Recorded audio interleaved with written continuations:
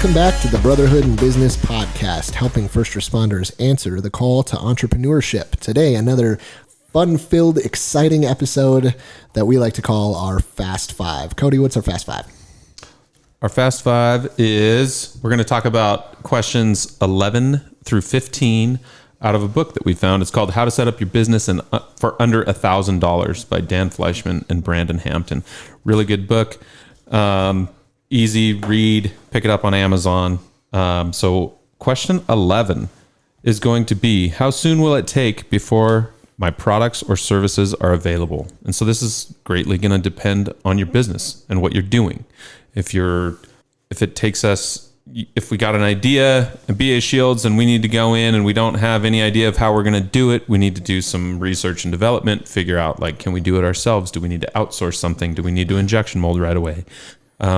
So that took us, well, it took me a couple days, a week to figure out how I was going to do it, the long term of the product, the qualities that I wanted it to have. And then we made modifications along the way. But if you're starting a restaurant, you need a lot more things. It's going to be a lot more labor intensive. It's going to be, again, we refer back to, do you need a website? Do you need a storefront? Do you need, or can you do it out of your garage? Are you laser engraving coasters in your closet? I don't know. And then you can laser engrave a coaster in 10 minutes and sell it on Amazon or Etsy. That's something that could be almost immediately available. Or do you not have a laser? Do you need to buy one? Or is your goal to make we're looking at GoPro cameras on the other side of our microphones. Is your goal to do something technology related where it's going to be, you could be a tech wizard, but the prototyping on that is years. Yeah. Yeah. If you want it to be quality, right? Yeah. And it depends on what you want. Do you want the cheapest product that you can just sell to anybody because it's the cheapest and they know that it's probably not, the quality's not going to be there, or it's like a drone or something, Sure, there's plenty of $25 cheap drones ones on Amazon, but then there's also $5,000 drones. Like where do you want to be in that market? And that's one of our other questions. But how soon will it take? So plan that out, ask yourself that, and is it going to be a long time, or is it something that you can make happen in a week or less? I think part of this too is right now answering this question, we've still been stuck on products, right? And we haven't answered the second half of it. Like, what about the services part? Sure. So I've never built fences before, but I'm going to create a fencing company. The first customer that you get is going to be like, this guy has no idea what he's doing, right? So where do you get your experience to back up the services that maybe you're going to provide, whatever that is? Or maybe you need to take a class for a certification, like we were talking about Botox or something. Totally. Even further than Botox, you talk about anybody who does anything in like the private sector, healthcare, or it can be years of certification and training. Sure. Yeah. Yeah. So you just need to map that out. Look, if you are going to do something specialized, can you take a class in it? That's what's going to give you an upper hand too. Like your services, you're like, oh yeah, I mowed lawns, but I took this lawn care class. It makes me a lawn care technician. Ooh. And I know what kind of fertilizer you need. And guess what happens when you do that? You can charge more because you know more. Charge more because you have a certification behind your name. So right. You got to make money off of what you do, but even better, make money off of what you know. And if you know more, there you go. Be an expert at it. Like that's how you sell. That's how you can sell your business. You're like, oh, why are you better than the other guy? Oh, because my services are backed by this, and this class. Yeah. And I've taken and I continue to take classes. So if something comes up and I can do a better job for the end user that's buying my services. BA Shields, for example, what makes you the premier training prop tool to use when it's, when we're talking about smoke simulators or we're talking about, stuff like that? We've been asked all the time, like, why should I buy your product versus XYZ versus the stick-on lens versus an actual smoke machine, whatever it is, right? Why would I take your word for it? Oh, well, I've been a firefighter for 14 years. I've used all the other stuff. Why do you buy from me? Because collectively we have almost 50 years in the fire service together, and we came up with a product based on our knowledge and our experience. So don't let your experience Because we've always done it that way. Oh my God. Don't even start with me with that. Well, that's the way we've always done it. I don't know. It's fire service, man. Change and the way things are. We hate them both. Yeah. Terrible. So the next question that we've got on our list today is how long do I have to take until I start making a profit? To me, this definitely depends on what you're doing, but also if you have obviously materials, but if you need equipment, you need to pay yourself, maybe not pay yourself back, but if you have to have some $5,000 widget, you need to do $5,000 worth of work to pay for that piece of equipment before you even start thinking about putting any money back into your pocket. And at that point, you're probably looking at the next big thing, right? So that's how you grow your business too, though. So maybe the first right out of the gate for you to get started is maybe not the biggest, the baddest thing that's on the market, but as you start making money and you realize, oh man, I need the best premier piece of equipment or whatever it is on the market, use your money to make you more money, right? So before you start putting, cash profit in your pocket, grow your business to a sustainable level so that you can do that. And I think that also depends on it. Did you jump into this, full bore and this is the only thing you're doing, or is this still in the hobby, point? Side hustle. Yeah, the side hustle where you already have a job or a career that is paying the bills and paying the mortgage and the car payment before you turf that and go from there. Absolutely. Next question. So the next question is, who is my competition? Definitely something that everybody should look at. We kind of helped ourselves out by finding a niche market that we are the only ones that really produce what we produce. We were when we started. Right. So that's another thing is competition can come up as you start. So BA Shield started as a niche market item, right? We were the only thing, the latest, the greatest. We were it. We were the only ones that came up with that. We came out with our smoked out series, and then we started to find that people were making what we made out of leather. Right. And then we found that people were making what we call our smoked out series. They were making them out of different materials. Now we hold the patent. We hold the U.S. patent on our product. So we're comfortable with with what we have. But there are, when somebody comes up with, in my opinion, a good idea, and this is me just kind of talking about bragging a little bit, but when people come up with a good idea, it's natural to have other people try to emulate that, whether they do it exactly the same or whether they take like slight modifications and make it their own, right? There are a million t-shirt companies in the United States, right? What makes this one better than that one? And t-shirts, quality. T-shirts when they first came out, right, was screen printing, or it was either screen printing or silk screen. Silk screen or like heat transfer. So doing like a transfer. Yeah. And I remember even being a young kid, like you remember that where you could take like your bubble jet printer and you had special paper that you could print out, and then you used like mom's iron. So you could do whatever design you wanted to, and you'd buy like a bunch of like white tees. Like I remember doing that as a kid. You'd cut it out so it was like the right shape because the white would actually transfer too. Oh, and yeah, see your jagged edges all around it. So there was no like, especially if you did it on like a different colored shirt. So there are different companies out there that will crop up, and now we have direct garment printing. Like it's literally a print head that prints onto the garment. Like that's the new latest and greatest. So somebody took that t-shirt printing idea, t-shirt customization, and then took it to a whole new level using different technology.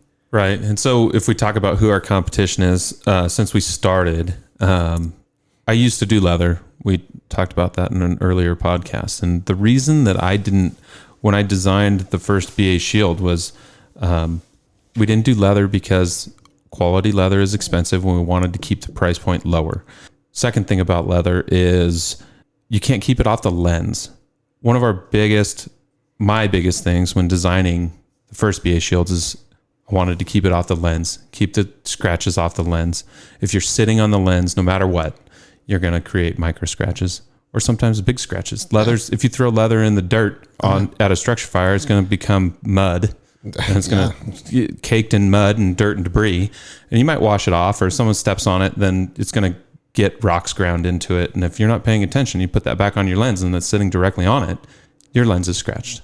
That's it. And that's a minimum $150 kit to replace your lens. Yeah. And so that's why we didn't do leather. We already discussed, like, we don't mind that the leather guys are doing it because there's always a niche market in the fire service. Some of them make beautiful product. Like let's be real. Yeah. It's handcrafted. The what would it be, artistry that goes into it. Yeah, the tooling and some of it is unbelievable. And hand painting and stuff. Some of it not so much, but some of it looks really, really good. That I'd buy one just because it looked like a cool art piece, but I probably wouldn't use it in practical sense because of what you just described. Yeah. So the competition is always evolving. And the way around that is just make sure you have a quality product. Someone can always, I guarantee you, especially in China, someone can make your product for cheaper, but it's your branding and it is the quality in your product that sets you apart, and that's why people want it. Or service. And service, customer service too. Yeah. Right? If you get a product from China versus getting a product that maybe, somebody made just down the street, and you can go talk to that person and tell them, hey, can you change this? Can you do this? Is there any way I could get free shipping? Is there any way I could, whatever it is, is there a way where you can communicate? And that's something that we've taken pride in our business as well is, there's competition out there kind of, and they're all small businesses, but I would consider ourselves like a growing, almost like medium business now at this point. Yeah. And when you answer emails or when you email us or call us, you're talking to us. You're not talking to a call center in China. You're not talking to, or India. We're picking on China because China, but you're talking to us. You're talking to the people who are running the business. You're talking to Andy in shipping, who's literally putting tape on the boxes, and you can ask him your shipping questions. Like, that customer service is what I think will make or break businesses in the future, because it's not necessarily all about the price point, right? It's not necessarily all about, I want to make sure that it's the cheapest product. There's a time and a place for a cheap product, but I would rather pay a couple more dollars and know that it is backed phenomenally and know what the people who are behind it stand for. I think as we talk about like what your competition and who your competitors are, I think it's human nature for us to defer to competition's bad, and not in a negative light, but in a negative light. To me, competition is a two-way street, right? So let's take it to the positive side. Competition makes us all better in a roundabout way. So obviously we're making our product BA shields, and there's a couple other folks that are out there that are doing similar stuff, right? We got to step our game up to make sure that we are relevant. And that doesn't necessarily have to be BA shields, and that's all we talk about. What about back to the landscaping stuff? Or, before I ever got into fire and EMS, I worked at a newspaper for, almost 10 years of my life. And the competition that you have, even from a completely different industry, is insane. And, where I was at that time, we didn't have any competition. So you could put out as terrible of a product as you wanted, but if there was nobody else out there, you didn't get better, and you didn't have to get better. Right. But so think, as we talk about this, maybe competition and having a competitor out there is a good thing, because that makes them better, but that you grind, make your stuff better than their stuff, and you stay relevant too. And that's what, when we first came out with the original BA shield, it was just black. You couldn't see through it, right? Our solid colors, red, black, gray. It's just lens protection and blackout training. Pat and I knew from day one, we talked about it. We were like, we need one that simulates smoke. Yep. And it took years. It took a couple years, because I ordered all the material under the sun, and I was messing with it, and I was putting chemicals on it to try and change the opacity or translucency. And we were trying to find out how to do what we do now. And it took a couple years, but we had a goal, a challenge that we knew we needed to get to, and we ended up getting there. And it was tricky. It was not easy by any means, and it was a lot of trial and error. And that's like, we were spending money and we were throwing money away. But if you look at it, we weren't really throwing money away because it's the end goal. It's just research and development. It's all education. Yeah, and it's education for us. Yeah. And there's so much that I learned about our products just in that trial and error. That's education. Right? Like you hit the nail on the head. Someone's like, "Oh, can you do this?" And I'm like, "Nope, this is why." Yeah. Or, like the plastic doesn't work that way. Yeah. Or we've tried printing. We've tried, whatever it was that we were doing, scratching, scuffing, sanding. Remember when I called the manufacturer of our plastic and I was like, "Hey, I'm doing this," and they're like, "Didn't they what? Ask, why would you want to do that?" They're like, why would you? We didn't even know that our material responded that way. Yeah, and then you told them. They're like, "We don't recommend you do that." And I'm like, "Well, too late. No, That's I'm good. Exactly what we need to do. You just keep selling me material and I'll do what I want with it." So like, you find out stuff by accident too, but by accident as well. But that's what makes you understand your product better. Well, maybe that's your next big thing and your growth opportunity. And as you talk about our smoked out series and being able to provide yet another product for the BA Shields business and brand, I almost look at the same thought process with, hey, Joe Schmo, you work at whatever fire department and you say, can you print our logo on your product? And we say, absolutely. And you send us whatever you want. And, within a couple week turnaround, we can send you a finished product that is customized literally with what we're doing and the process that we do. So it's not just, the OG, we only make black shields. Like, you send us pretty much anything that you can think of, we can put it on there and have a bomber product that you're like, this is mine and this is awesome. And just as you are as proud to have that as a customer, we're as proud as the people that are making it. 100%. And just our printing process, that I saw that other people were doing it and I didn't know how to do it. The internet kind of got me in the right direction. Yeah. And then we're like, dude, maybe we can print on these and we can, because we were ordering prints. Yeah. We were ordering like camo prints and stuff that people already had on plastic. And then we were like, well, how do we figure out how to do this? And then it was just trial and error. Like, we had to spend money again. We had to buy, the $1,000 printer and special ink, special paper, all these things. And we were like, ooh, I started printing on scraps of material that we had, just trialing stuff. Yeah. And then that turned into, hey, got it nailed down. Now we can do anything, any image that we can put into a computer.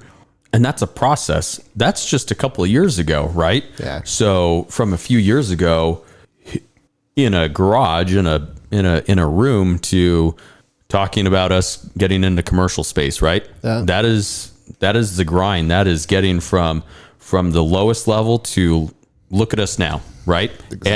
And as the folks that are listening to this podcast, that's what you should want to strive for too, right? But how long did it take us to get here? Well, that's the thing. Years. 7 years? 7 years now. 7 years. We've been in business for 7 years. Yeah. It definitely didn't start that way. Right. I would have loved to say, hey, Cody, you got this cool idea. Let's go get a 3,000 foot commercial space, hire 6 employees, and then here's how we're going to do it. But not feasible. there are many times you look at me like I'm crazy when I pitch stuff or, right. I'm like, hey, we should do this. And you're like, oh my God, another thing from Pat. Hopefully you get lucky and you catch lightning in the bottle right out of the gate. Rad. That's awesome. Yeah. But make that the exception, not the normal, the rule, yeah. not the reality, the normal. Check out your competition. If you open That's a freaking huge. Taco Bell, go to another Taco Bell and see what they have. Granted, that's a franchise and you may be limited. Should be, yeah. But for an example, if they have plastic injection molded seating, put padded seating in. Like, just little it's stuff more like comfortable. that. Something that can make Like, you just a little bit better. just- Yeah. Go investigate your competition too. Yeah. Pay for it. Like, honestly, it's a research cost at that point. And if we talk about landscaping again, which we always do, pay somebody to mow your lawn. Like, hey, I want to do this. Like, I'm absolutely capable, but they're going to come to my house. I'm going to see what kind of equipment they're using. I'm going to see what kind of fertilizer they're putting down. I'm going to see Customer service. literally. Yeah. Do they come and greet themselves or greet you as the customer and say, "Hey, I'm John. I'm here to do your lawn care today. I'll just be a couple of minutes and then I'll be out of your hair," or, "Hey, your service is done. Is there anything else I can do for you?" That's unbelievable versus the guy who's literally ripping a stogie as he's pushing this piece of crap mower that he got at Sears, and he has his shirt off, and you're like, what is this dude doing? I don't feel, I've made a terrible mistake. I literally don't feel comfortable with this guy in my backyard right now. He's leaving grass clippings all over the place and stuff. You know, like it's all in the details. And right there, you found out what your competition does, and therefore you can correct their flaws. One thing that we do as instructors in the fire service, and it probably arguably goes all the way across, whether you're in EMS or law enforcement, is I enjoy letting the students fail for others to see, and not for like look at this some guy. sadistic sense of that. You're not trying to embarrass them. And it's not for embarrassment, but it's to learn, because anybody who's ever put a group of students through a process or a scenario or whatever it is, if you let them watch, the first ones will always find a way to screw up. They will always find a way to just make it look like it was, for the most part, if it's a brand new procedure, policy, training, whatever it is, they'll find a way to make it look sloppy. And then by the time the last people go through, they have learned from every group prior's mistakes, failures, successes. They'll emulate success, and they'll try to avoid the failures. Sometimes almost at a flaw, where they're like, "Oh God, I definitely don't want to do that." And they go beyond like what you've trained them to do in the first place. And they're like, "Why? Who taught you that?" And they're like, "Well, I didn't want to do what they did." Well, yeah, but you did something completely stupid on the other side. Like, yeah, because you were so focused on not doing something else. Yeah, just do your job. And so what's next? How will I price my product compared to my competition? In a roundabout way, I kind of feel like we've answered that question by osmosis. Yeah. Through the last couple of questions that we've had. So buy the product, have the guy come out and mow your lawn that's not wearing a shirt with the Sears lawn mower. And he says, "Yeah, all right, cool. We're done. That's going to be $50. You're like, "I have a 20 by 20 patch of grass and that took you 8 minutes, $50. Yeah. Well, I can do it twice as well as what you just did for $49. Or something. I don't know. And I have shirts. Yeah, I have t-shirts, shirts and pants. You know, so to do your research. Do your research. You know, before you jump in, So and hope maybe you have something to compare to, and maybe you don't.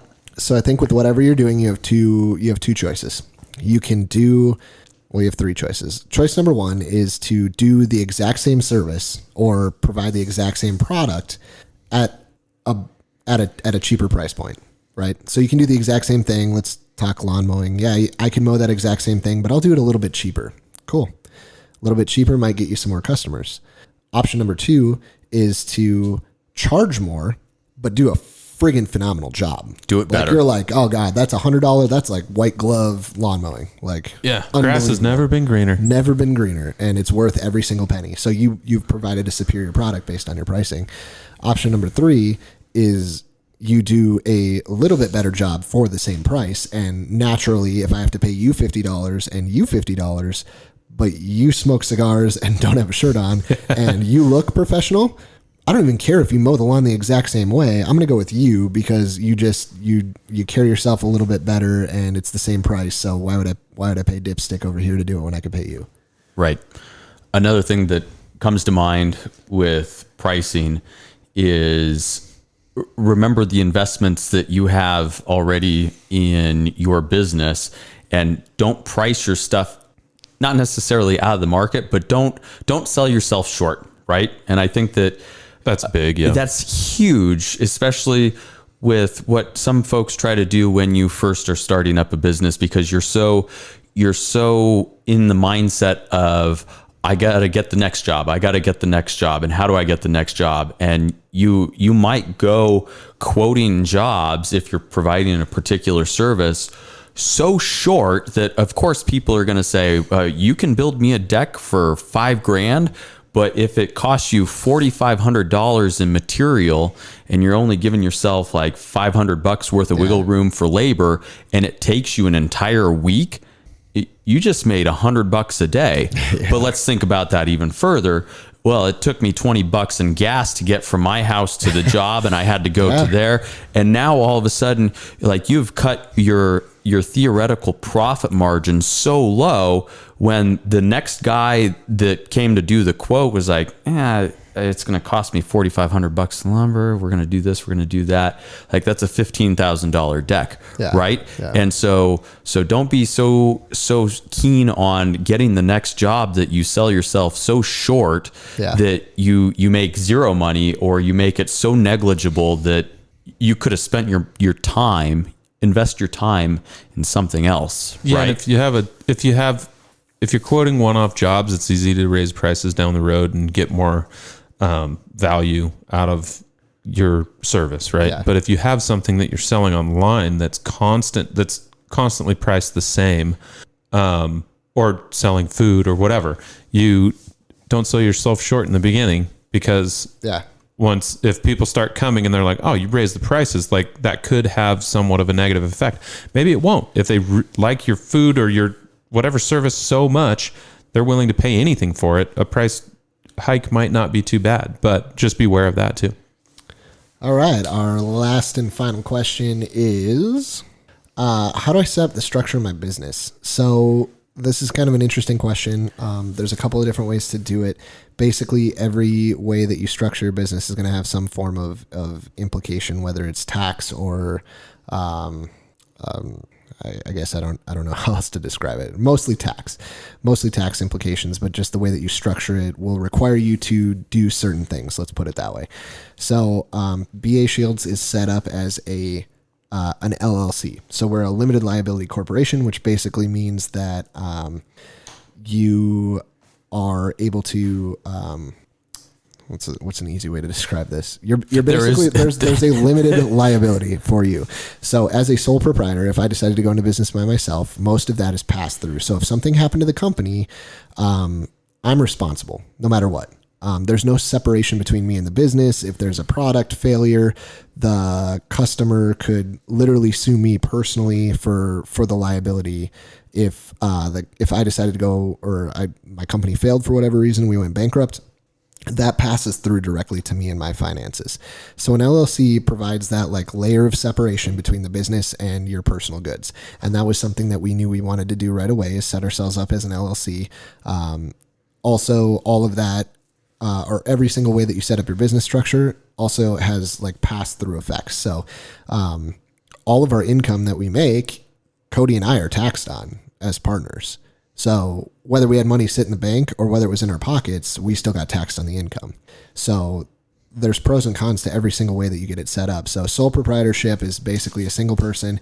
And what it's doing is again, saying that there's no separation between the company and that individual. Everything that the company makes, the individual is going to take home, put it in their bank account, and therefore be taxed on it. So it's not like the business account has, the business bank account has money in it. Well, that's your money. It's an extension of you. Even as an LLC, as far as Uncle Sam is concerned, it's an extension of you. Other ways that you can set up your business. So you could do a cooperative. So a cooperative is basically a meat collective of other people who get together and they define member-owned structures and they define their benefits and services that they're providing. You can set yourself up as a corporation, which is typically more complex, and that's where we've referred to in other episodes as you have to set up a board, and the board is who makes the decision. There's some tax benefits to being a corporation in that, the money that you earn stays in that bank account and the business basically gets taxed. We have a partnership, which is kind of a sub form of an LLC. So it's like when we file our paperwork, it's an LLCP or an LLC partnership, which means that there are two of us that bear that responsibility of the tax burden. So understand that if you can have as many partners as you want, you just define what the ownership stake is for each of those. And every single way that you set up a business too is going to have those rules and regulations. So, there's a couple websites out there. Again, Google is a phenomenal resource. If you just type in, how should I set up my business? It's like one of those, like, here's 15 questions and we'll tell you, like, do you do this? Do you do that? Do you anticipate doing this? And it'll kind of tell you, it'll steer you in the direction that you want. And then the third form that you could set it up as, which we just recently did, is we are now an S corp. So it's similar to the benefits of a corporation, but we're taxed on a lower level. We're taxed as individuals, so we get some of the benefits of having the tax breaks that a corporation can get, but we're still technically set up as an LLC. So there's the ways that you can set up your business, which you'll have to put on your business license, which you'll have to go to the state and enroll your business. And with the feds getting your TIN or your tax ID number, those are all things that you'll have to do. And you'll have to define what type of business you are. So make sure that this is like a question that you answer for yourself early on in the business process, because there are definitely implications for how you set it up and what's required of you to set it up. And if you have the funding and availability, I would say hire an accountant. At the end of the day, this is something that you Because can try to do on your own, but this is one of those things where Uncle Sam is involved. You want to do it right the first time, right out of the gate, and spend the money so it doesn't burn you in a year or 2 years or whatever it is when it's finally time to go do stuff. Do it right. Pay the money right now. Exactly it. Right. And a lot of accountants, if you go to them and you file your taxes with them for your business, they will wrap in your personal taxes with that as well. All right. Well, on that note, thank you guys again for listening to our Fast Five as part of our Brotherhood and Business podcast. If you got value in this, share it with your friends. Let other people know. Let other people that you maybe work with who are thinking about getting into the business space, somebody that you're considering bringing on as a partner or starting a business with, invite them to listen to our podcast. We're only growing from here. So again, if you liked what you heard, share the love, because that's how we're going to get our word out. Again, we're just firefighters trying to pay it forward based on the business that we started. So until next time, stay safe.